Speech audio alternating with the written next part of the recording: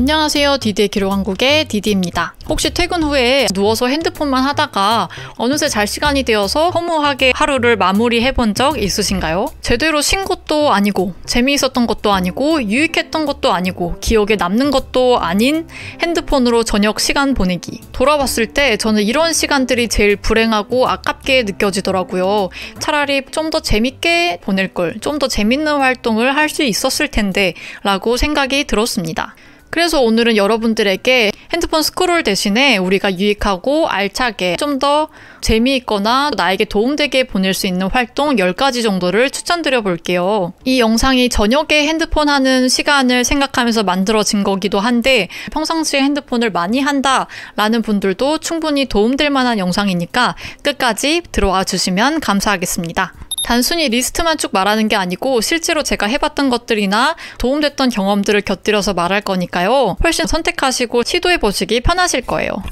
첫 번째는 청소입니다. 청소하기 싫어하시는 분들은 집에 와서 무슨 청소야 피곤해 이러실 수도 있는데 생각보다 집을 깨끗하게 하는 데에는 너무 더럽지 않다는 기준으로 한 10분만 방이나 집에 투자를 해도 유의미하게 깨끗해지거든요.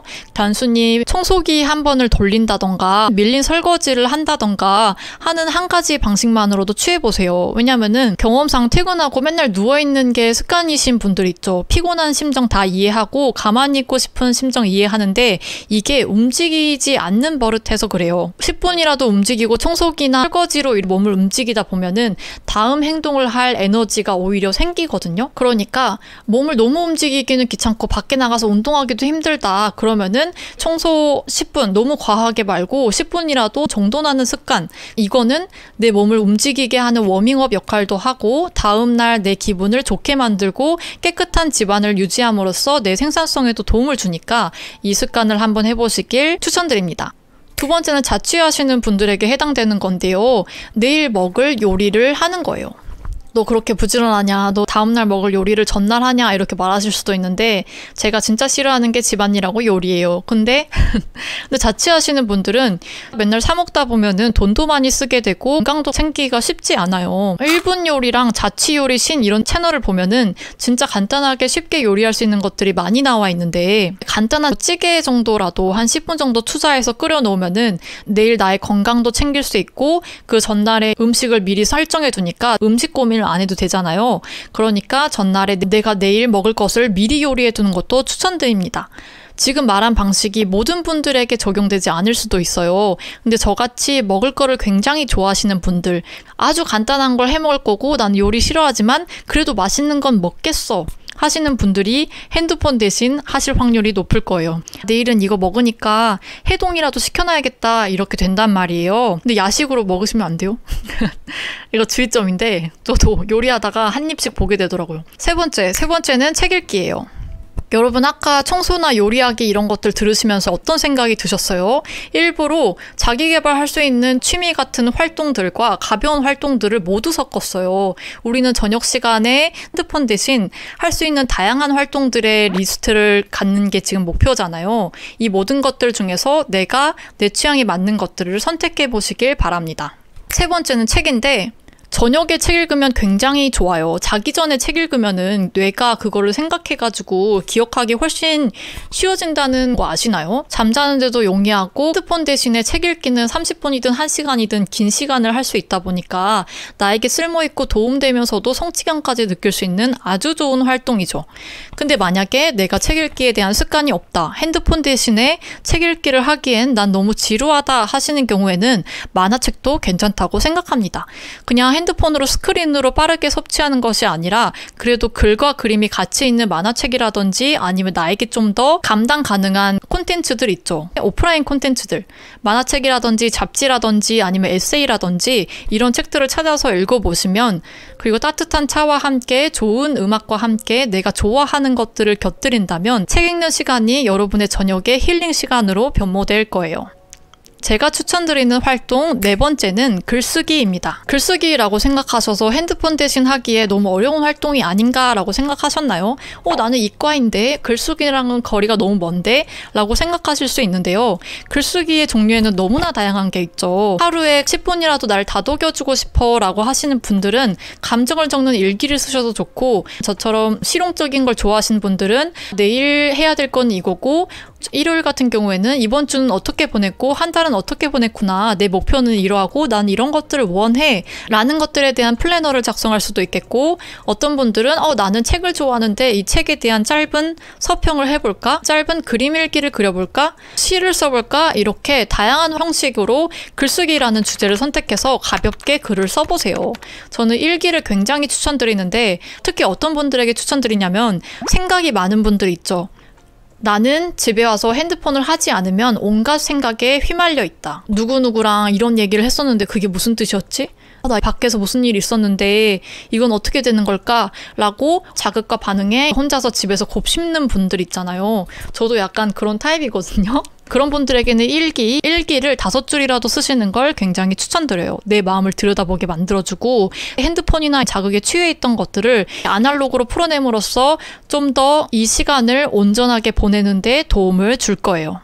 추천드리는 방법 5번째는 나는 집에서 도저히 무언가가 안 되더라. 나는 집에서 핸드폰도 안 하려고 해봤고 책도 읽으려고 해봤고 글도 쓰려고 했는데 나는 도저히 집에서 혼자 있는 타입이 안 되더라 라고 하시는 분들은 차라리 아싸리 약속을 잡으시거나, 약속 같은 경우는 제가 말씀 안 드려도 알아서 생기거나 하는 거잖아요. 약속을 잡지 않더라도 카페에 나가서 책을 읽거나 글을 쓰거나 운동을 등록하시는 것도 추천드립니다. 중요한 것은 집에서 핸드폰을 대체할 만한 활동이 잘 되지 않을 때 밖에 나가서 일부러 할 만한 활동을 내 스스로 설정한다가 포인트예요. 그래서 저는 의식적으로 일주일에 한 번 정도는 평일에 약속을 잡고요. 운동도 웬만하면 밖에 나가서 하려고 하고 있어요. 그렇게 자기에 맞게 핸드폰 대신 할 수 있는 바깥 활동을 설정해 보시는 것도 방법입니다.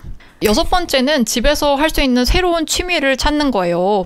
이 취미는 사람마다 굉장히 다양한 게 있을 수가 있는데, 자기가 좋아하는 것들, 레고라든지 퍼즐이라든지 페인팅이라든지 이런 것들 있잖아요. 이렇게 자기가 호기심이 가는 것들을 한 번씩 취미로 도전해보는 것도 추천드립니다. 이게 시간이 되게 잘 가고 여기에 몰입하면 오히려 우리의 스트레스도 굉장히 풀리거든요. 그리고 새로운 능력 하나도 얻게 되니까 이렇게 가볍게 즐길 수 있는 취미 활동도 추천드려요. 예를 들어 저 같은 경우는 타로 카드를 혼자서 공부할 때가 많은데, 왜냐하면 제가 그림을 좋아하다 보니까 그 타로 카드의 그림을 볼 때 저는 힐링이 되고 그 그림에 대한 설명을 분석하는 것도 저는 재밌거든요. 그래서 재밌어서 타로 카드를 취미로 겁니다. 여러분들도 이렇게 호기심이 가는 취미를 찾아보세요. 6번째는 내가 좋아하는 취미를 찾는 것이었다면 새롭게 능력을 개발하는 것도 방법이에요. 어떤 거를 배우고 싶다. 예를 들어 저 같은 경우는 소설 쓰기에 대해서 배우고 싶어서 소설 쓰기 강연을 본다거나, 아니면은 부동산에 대해서 공부하고 싶어서 부동산 책을 본다거나 이러는데요.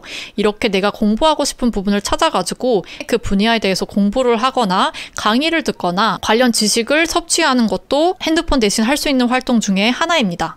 이 시간이 축적되면 축적될수록 나의 세계가 넓어지는 듯한 기분이 들어요. 그러니까 저녁 시간에 핸드폰만 하지 않고 이렇게 다양한 활동, 특히 내가 관심 있는 분야, 처음에는 해야 한다라고 생각하는 분야보다는 나 이 분야를 공부해보고 싶어 라고 하는 분야를 선택하시는 게 훨씬 도움이 돼요. 왜냐하면 그래야지 내가 저녁 시간에 핸드폰 대신 이걸 해도 괴롭지가 않고 즐겁거든요. 혹시라도 집에서 안 되면은 카페라도 가서 강의를 듣는다거나 아니면 관련 책을 읽는다던가 해보시면은 굉장히 좋습니다. 언어 같은 거를 좋아하시는 분들은 언어 공부가 될 수도 있겠죠. 8번째는 산책하기입니다. 저는 산책하면서 아이디어를 굉장히 많이 떠올려요. 샤워하기나 산책하기 등 제3의 활동을 할 때에 뇌가 활발해지고 다른 아이디어가 나온다는 거는 굉장히 대중적으로 잘 알려진 사실이죠. 그것뿐만 아니라 건강 증진에도 도움이 되고, 러닝이나 이런 것보다 관절에 무리가 가지도 않고, 좋아하는 음악 들으면서 시원한 바람을 맞으면서 가볍게 할 수 있는 바깥 활동이다 보니까 산책을 추천드려요. 9번째, 피부 관리입니다. 피부 관리입니다. 저녁에 핸드폰을 안 하고 하기에 굉장히 좋아요. 왜냐면은 저녁에 손이 심심하잖아요. 핸드폰이 없으면 진짜 뭐 해야 될지 모르는 사람들이 꽤 많으실 거예요. 그럴 때 꼼꼼히 씻고 머리 감고 팩이라도 붙이자 하고 팩이라도 붙이고 있고, 아니면은 바를 때 정성스럽게 바른다거나 이렇게 하면은 외적인 관리도 되고 핸드폰 대신에 나를 케어해준다는 느낌이 들어서 이것도 굉장히 추천드려요. 피부 관리 말고도 발사 마사지를 해준다거나 스트레칭 같은 거를 해준다거나 이런 방법도 있으니까 한번 셀프 케어 해보시길 바라겠습니다. 남자분들도 마찬가지인 거 아시죠? 그 팩하고 나면 시원하거든요? 저는 그 시원한 상태에서 좋아하는 음악 들으면서 인센스 켜고 책 읽는 게 굉장히 행복하더라고요. 요새 제 힐링 포인트예요. 열 번째는 좋아하는 영화 보기인데요. 이거 굉장히 주의해야 될 게 미드나 만화 같은 이어지는 거 있잖아요. 이어지는 거 보면 저는 끝장을 보는 스타일이거든요. 절대 1화로 끝나지 않아요. 그래서 한 편만 보고 끝낼 수 있다라고 하시는 분들만 추천드리는 건데, 영화 한 편으로 끝내는 거를 내가 좋아하는 장르를 파보는 것도 영화 좋아하시는 분들은 좋은 방법이 될 것 같아요. 그리고 그거를 끝내고 내 생각을 정리해본다던가 영화에 관한 것을 정리해봐도 굉장히 좋겠죠. 11번째는 핸드폰이 없으면 수시로 도파민이 분비되는 게 사라지니까 지루한 것 같고 이거를 견디기 힘들다라고 하시는 분들 있잖아요. 그런 분들은 음악 듣기 아니면은 라디오, 팟캐스트 같은 거 듣는 것도 추천드려요. 저 같은 경우는 팟캐스트 타입이라기보다는 오디오북을 좋아해요. 이 오디오북이 굉장히 좋더라고요. 아까 1번으로 청소를 말씀드렸는데 빨래 같은 거 이렇게 갤 때 오디오북 들으면서 하면은 전혀 지루하지 않거든요. 요새 재밌는 거 많이 나왔으니까 오디오북이라든지 팟캐스트를 집에서 틀어놓으면서 그냥 가만히 있는 연습을 하는 것도 현재의 삶을 즐기고 내가 지루함을 견디는 근육을 길러주는데도 굉장히 도움이 되었습니다. 12번째는 명상이에요. 명상 그거 되게 각 잡고 하는 거 아니야? 명상 너무 지루할 것 같은데? 라고 하시는 분들이 있는데 저는 진짜 요새 느끼는 것 중 하나가 현대인들이 지루함을 못 견디는 것 같아요. 유튜브도 되게 자극적이고 요약된 것만 보고 되게 이 지루함을 못 견디잖아요. 그리고 우리가 핸드폰을 많이 하면 많이 할수록 그 시간에 비례해서 내가 책 한 페이지를 집중이 안 된다거나 일기를 쓸 때에도 5줄 쓰는데 지루해서 핸드폰을 본다거나 이런 현상이 되게 심하게 나타나거든요. 우리가 이 적막과 조용함과 지루함을 못 견뎌서 이거 하나에 몰입하지 못하고 계속 다른 거를 찾는 거예요. 이럴 때 명상이 도움이 돼요. 근데 명상이라고 하면은 처음에 너무 어렵게 느껴지니까 또 명상 앱 같은 거 들어가려면은 핸드폰을 켜야 되잖아요. 핸드폰을 켜지 마시고 아이패드나 차라리 노트북으로 유튜브에서 명상을 쳐서 들어본다든지, 그게 아니더라도 화장품 로션 같은 거 치덕치덕 톡톡톡 발라줄 때 소파 같은 거 앉아서 멍 때리면은 그것도 도움이 될 수 있거든요.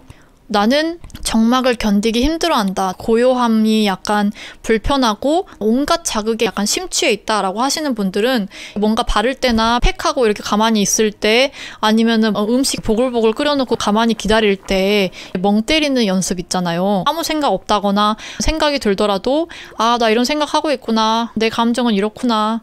오늘 내 몸 상태 이렇구나. 이 정도만 하셔도 굉장히 유의미한 결과를 나타낼 거예요. 그러니까 점점 더 자극에 신경 쓰지 않는 연습, 가벼운 명상을 해보셨으면 좋겠습니다. 오늘 이렇게 특히 저녁에 하기 좋은 12가지 행동들에 대해서 말해보았는데요. 12가지 행동들을 그냥 듣고 넘어가면 절대로 하지 않아요. 우리는 저녁 시간을 좀 더 알차게 하기 위해서 이것들을 말씀을 드렸잖아요. 저 같은 경우에는 이 12가지를 다 적어서 냉장고에 붙여뒀었어요.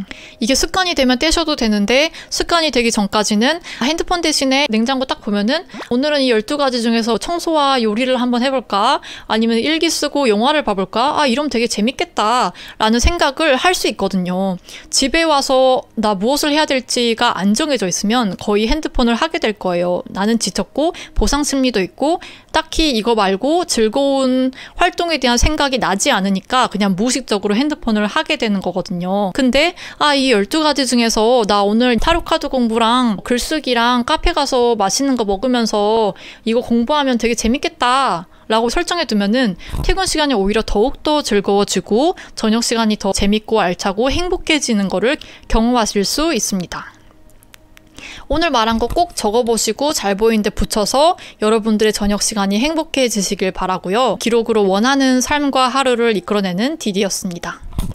다음에 좀 더 알차고 재미있는 콘텐츠로 찾아올게요. 혹시 듣고 싶은 콘텐츠나 이야기가 있다면 댓글로 남겨주시면 참고하겠습니다. 그럼 핸드폰 없이 오늘도 행복한 저녁 되시길 바랍니다.